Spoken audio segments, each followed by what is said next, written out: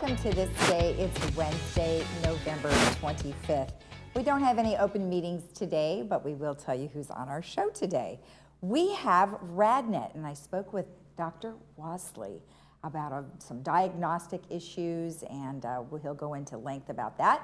And then we also have the El Toro Water District, Jose Vergara, who's going to talk to us about some of the different plants that they have and kind of do a wrap up for the year.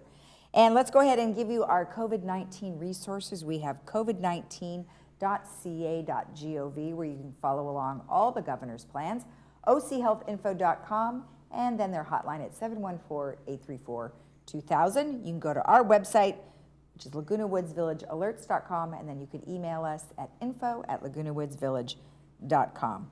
All right, our weather's looking quite lovely, as I keep saying every day, and I'm not complaining. This has been great weather. Not hot, just about the right temperatures, and we certainly are seeing sunshine every day. Today, a little bit partly cloudy, 68-52. Tomorrow, happy Thanksgiving, 69-49. Friday, 73-45. Saturday, lots of sunshine with 73-47. And Sunday, just a beautiful day, 72-51. Now, if you're traveling this holiday weekend, the beaches are going to be an average of 70 with a low of 50s. Mammoth, average of 42-15. Big Bear 50, 19, and Palm Springs 75 with a low of 46. Now, our sunrise this morning was 6:32, and our sunset will be 4:44. All right, when we come back, we will have RadNet, so stay tuned.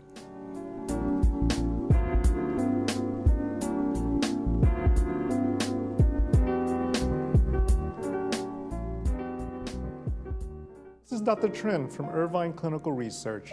I hope that during this pandemic that you're doing well and keeping safe. During these times, I want to let you know that we're still offering memory testing at no cost through Healthy Brain consultations. If you or your loved ones have concerns with memory loss, you don't need to leave your home to chat with me. We're offering these consultations online. Call us at 753-1663 to schedule your Healthy Brain consultation video chat. Thank you so much and take care.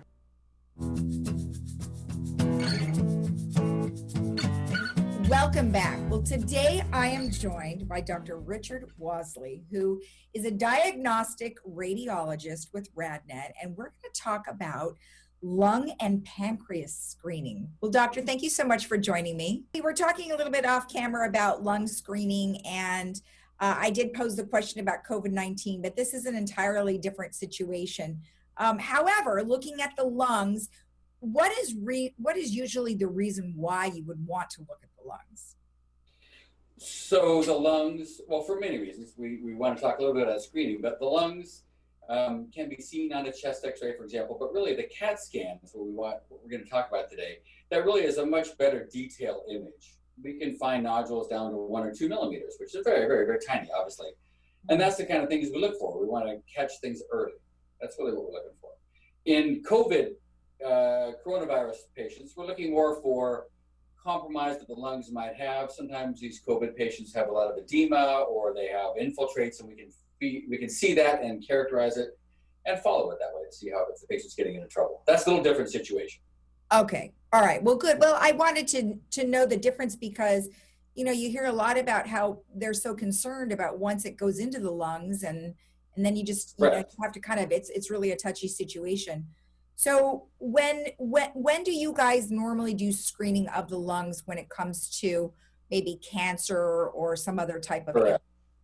So I'll just back up a little bit. There was a study, several years ago now, which showed that if we do low dose, meaning low radiation dose CT scan, we can find lung cancers on patients that are very high risk, and we can talk about the risk factors, in a very early stage. The key to curing cancer, it's hard to prevent cancers. We can talk a little bit about preventative strategies, but we're trying to find cancers at the very earliest stage. And the reason we do that is because lung cancer in particular is curable by taking it out if it's in a stage 1. And that's 95% plus cured. So the whole idea is that patients with high risk, we want to find these lung nodules very early.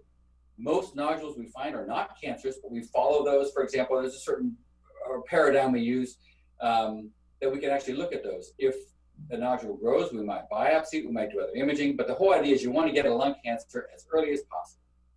So So, let's talk, go on, I'm sorry. I was going to say, well, let's talk about some of those people that you would be concerned with and who you may advise to get a lung diagnostic test. Sure.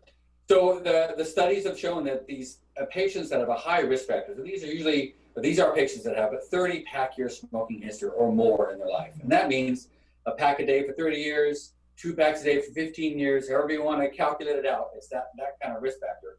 And unfortunately, as people probably realize, smoking is a significant risk factor for causing lung cancer.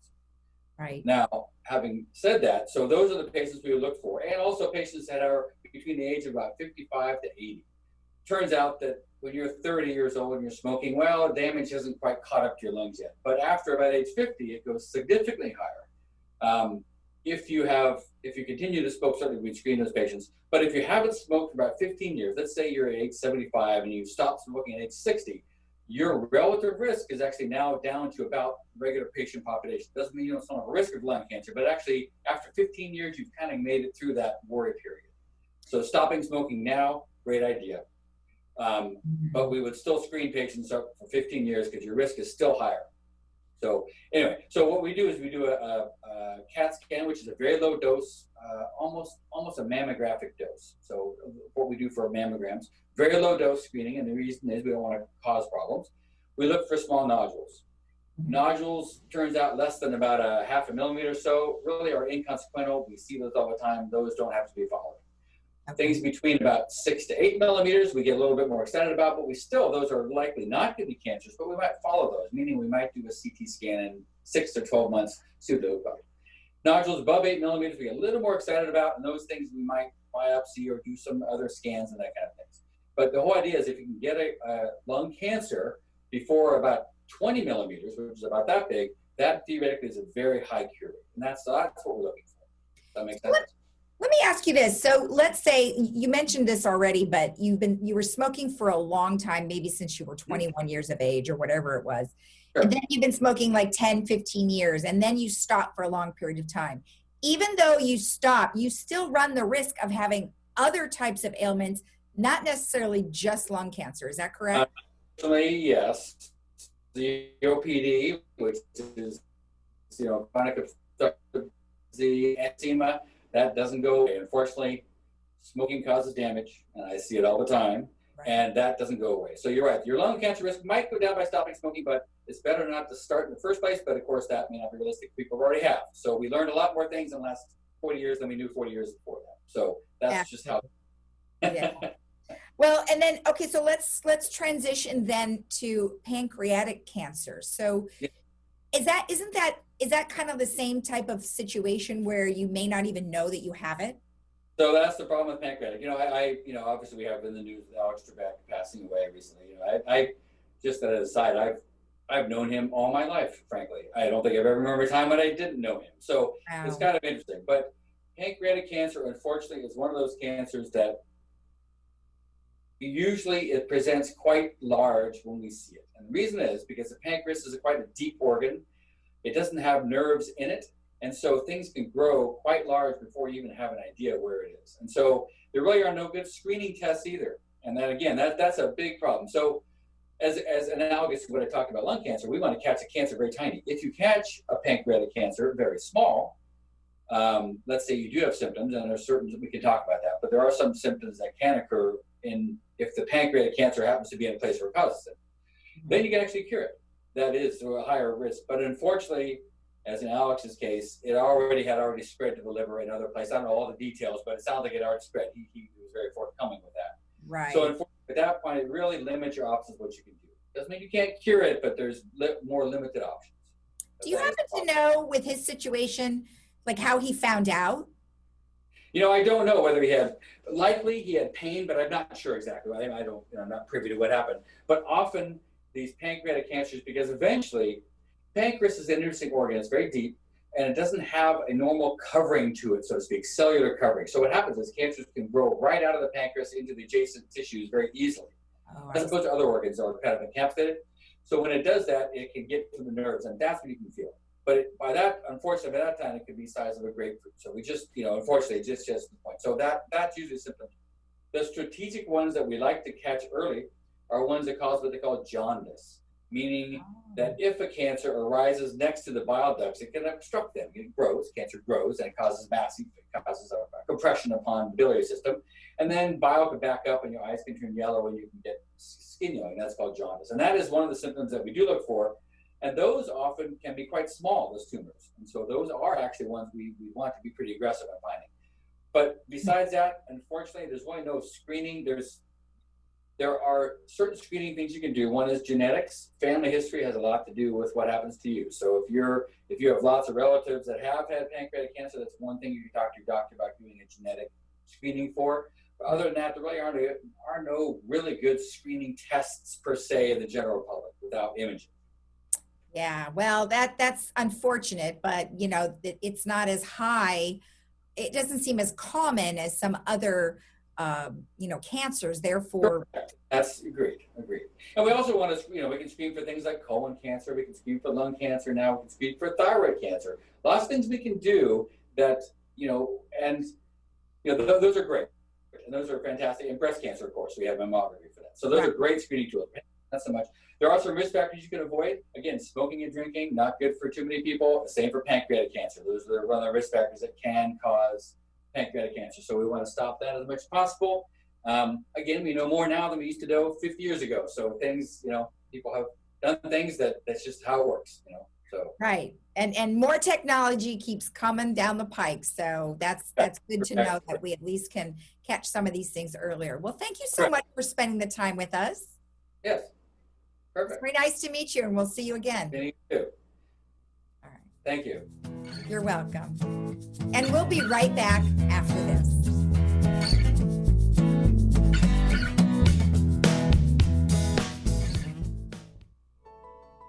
Under the RadNet umbrella, prostate imaging is one of our most important men's health initiatives.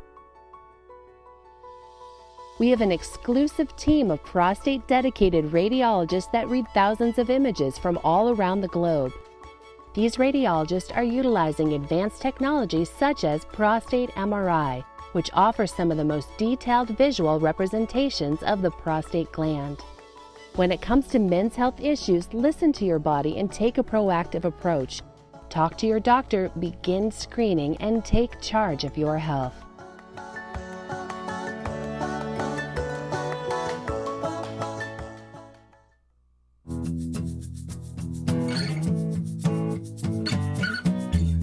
Welcome back. Today I am joined by Jose Vergara, who is here on behalf of the El Toro Water District. Well, Jose, thank you for joining me. How are you today? Fine, Lisa. Thank you very much for having me here. I like the fact that we're getting to meet everybody there. It's kind of nice. Yes, I've been doing this for 8 years now? Oh, wow. And I kind of knew most everybody. First time I see you, and I'm very impressed. Thank you. Oh, well, thank you. Yes, it's I've been here a few years now, and it's all going well. And unfortunately, we're doing all of our Zooms right now, but we pray we'll get back to normalcy maybe next year. So we'll have to see how things go there. But nonetheless, the water, the treatment plant is still doing its thing, and you guys still are working. So let's just jump right in to talk a little about some of those things that you are working on. So thank you, Lisa. Thank you for the opportunity to communicate with our customers in Laguna Woods. Mm-hmm. It's good to be alive, and so they know that we're working for them. This meeting was actually scheduled a couple months ago before the election. And in fact, 2 weeks ago, I had to reschedule because I had to leave my home for 3 days because of the closeness of the fire. Right. But nothing happened, nothing bad happened, so we're fine. And the reason I mentioned it was before election is because I was up for re-election. So my second term ended in December, and I wanted to give a farewell basically to the people of Laguna Woods, saying this is what we accomplished the last 4 years. Mm-hmm. But fortunately, we didn't have any challenger. So we won a third term without need to go to the ballots. So because of that, I thank Laguna Woods, Lake Forest, Mission Viejo, Aliso Viejo, and Laguna Hills, because I know there are lots of capable people to be in the board in those areas, but the fact that they chose not to run against me means that they believe we're doing a good job. And I thank for them because it is my intent to continue doing so for the next 4 years. Right. What I wanted to do is highlight the 4 or 5 most important things that we did accomplish in the last 4 years. First slide shows the Baker treatment plant. And as you probably know, we depend 100% of imported water from the Metropolitan Water District. And water that comes from the Weymouth plant, if something happened to that plant, we're in serious trouble. So we decided to build a second plant that will not take water from Weymouth. It will take untreated water from the lower feeder of the Metropolitan Water District, or in case of emergency, we can take water from the Irvine Lake. This is a big project. This is a $106 million project that had to be accomplished with 4 other entities. Irvine Ranch Water District, Moulton Niguel Water District, Santa Margarita Water District, and Trabuco Canyon Water District. The total project cost was $108 million, and the small portion of El Toro was $15 million. But we already started getting the benefits of that water. In case of, now we have resilience, and we have reliability increase. So that project will serve 63,000 homes in total. So that's how important it is. It produces 28 million gallons of water per day. Then in the same year, 2017, we built the demonstration garden. Why is this important? It's not because we want to show off the garden. For many years, we had this vacant lot in front of our, supposed to be a garden in front of our headquarters. And it didn't look good, but it cost money. But we took advantage of Metropolitan Water District. They had a program in which they pay us to remove the turf, and they gave us money. That was a good advantage because we removed 27,000 square feet of turf and about 6,000 of other kind of bushes. And we rebuilt this garden with a beautiful design with 33,000 square feet of California-friendly and drought-tolerant plants. Besides that, it was designed in a way that gives you, it becomes like a school. If you have a problem with your home and you don't know how to landscape, come here. There is a self-guided tour. You can look what kind of plants, what kind of things you can put. Still California-friendly, but they look beautiful. So our community really, really got impressed with this, and we received a lot of kudos from the people. Now, is that open now? It is open to the public anytime. Okay, great. So you can see people walking. We have benches. You can go bring your book, read some. It is completely safe. Great. So the next project in 2018 is the Recycled Water Expansion Project Phase 2.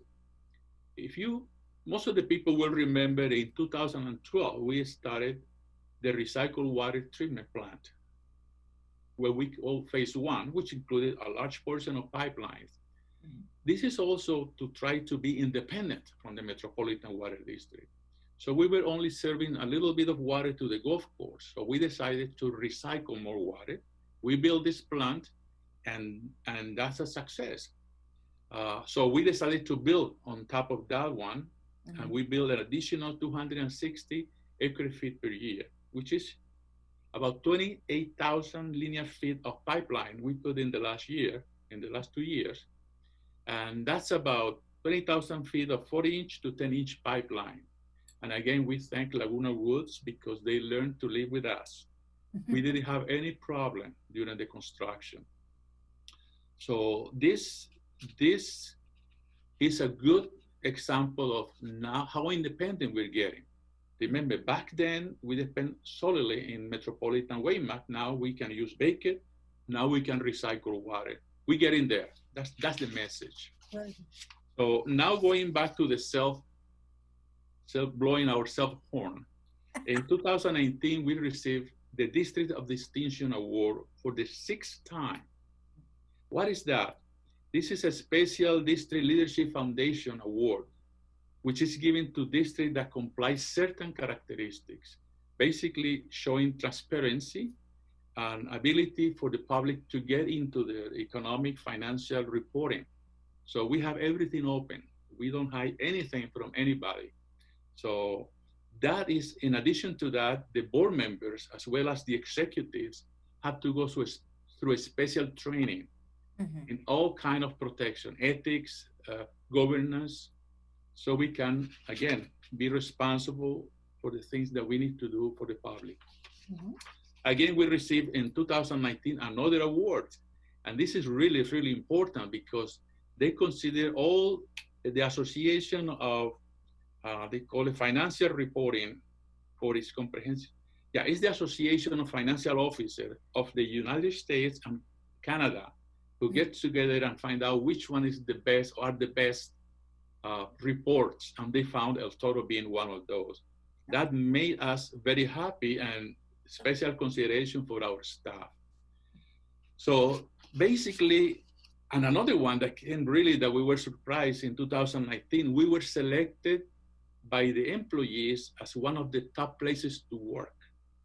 The Orange County Register does a survey every year and ask the employees. They don't want us to say anything or the managers to say anything. So they ask directly to the employees, what do you think about this? What kind of work you do? What kind of hours? What kind of benefit? What kind of everything? So we were surprised that they called and say, hey, your people told you good to work for. And we were selected among the 140 best employees in Orange County. We had a nice ceremony and we were very happy because the asset number one that we have is our people. And El Toro has the ability, because we're small, when one person comes with one skill, we rotate that person to learn another skill. And when he learned that skill, he goes another one. So at the end of the 4 years, initial 4 years, he already has 4 skills. He's an employee that is worth 4 people. That's the reason we protect our employees, to make sure that we don't lose one because somebody else is gonna take them, they paid $1 more. No, we make sure that they are working fine. And then finally, I wanna mention you that we have a birthday this year. In September, we became 60 years old. In 1960, a group of ranchers, mostly located in the areas of Laguna Woods and Lake Forest, decided to create their own district, and that was the beginning of it. Today, 60 years later, look at what we have. Right. We serve the city of Laguna Woods, half of the city of Lake Forest, one portion of Mission Viejo, almost all of Laguna Hills, and Aliso Viejo. So when we deal with our customer, we have to deal with 5 city councils. So we better make sure that we are doing a good job. So unfortunately, we couldn't celebrate we should in September, but hopefully next year we'll celebrate 61 years and then we have some party to throw in. That's a good idea. Well, that's great information. Thank you so much. I think that was a really good recap. I like the fact that you have the garden because many people do struggle with what they do with their grass. Get rid of the grass, put in drought tolerance, and then you can definitely use less water. So that's great. So perfect. Well, thank you and congratulations on your awards. Okay, Lisa, thank you very much for the opportunity, and people from Laguna Woods, we'll keep doing the job for you. Okay. All right, perfect. Thank you. Okay, thank you. Bye. And we'll be right back after this.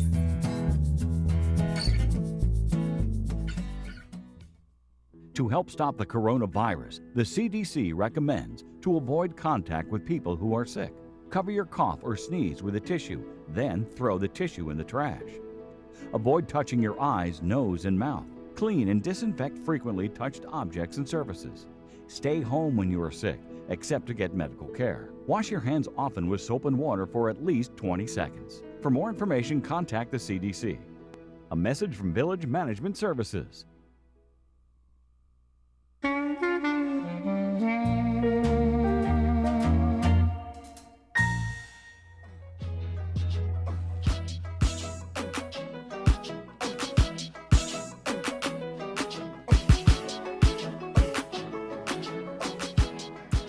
Have several movies to share with you. So tomorrow we are going to have Betty White, Champion for Animals, And I just love her. She is just such a great actress and giver and just such an all-around nice lady. That'll be at 12:30 p.m. And then at 2 o'clock in the afternoon, we will have Sully, which is the story of the the pilot who saved all those folks and landed on the Hudson River. That'll be 2 p.m. with subtitles and then 4 p.m. without subtitles. And then on Friday, we have a couple movies as well. We have The Leisure Seeker, and that will be at 9 a.m. with subtitles and then 11 a.m. without. And then Homeward Bound, which will be at 2 p.m. with subtitles and then 7 p.m. without subtitles. Couple of things we want to let you know. So tomorrow, if you have Zooms that you have set up, Zoom has waived the 40-minute limit. So you can chat all day long. It would be like you're right there with your family. So that is an awesome thing that they're going to be doing tomorrow. Now, if you don't have Zoom, you could log on and do it for free, zoom.us/meetings, and that'll be able to, you can view the website and you can see what you can sign up for. All right, Restaurant 19 is offering a full Thanksgiving dinner to go, and you can call and order at 949-206-1525, and you can have a whole bunch of different choices, turkey or ham or sea bass. You can get pie and wine. They have everything you could possibly need, and what a great way to go, no dishes to clean up. Okay, December 1st, there is an activity, and it's put on by the Council of Aging, and it is a mental health and aging forum. That'll be from 9:30 in the morning till 12 p.m., and it's the mentalhealthforum.eventbrite.com, so you will want to sign up there to get your ticket, which is technically a Zoom link. All right, let's take a look at our weather one last time. It is looking absolutely lovely and not too hot. 68.52 today, 69.49 for our Thanksgiving, 73.45 sunny, and Saturday 73.47, Sunday 72.51. And if you are traveling, you may want to check out these numbers. These are the averages at the beaches are going to be 70, 50, Mammoth 42.15, Big Bear 50.19, and Palm Springs 75.46. Now, we won't be with you tomorrow or Friday, but we will be back on Saturday at 9 a.m. Have a happy Thanksgiving, and we hope you enjoy your family any way that you can join them, either via Zoom or in person. Stay healthy. We'll see you again on Saturday. Bye-bye.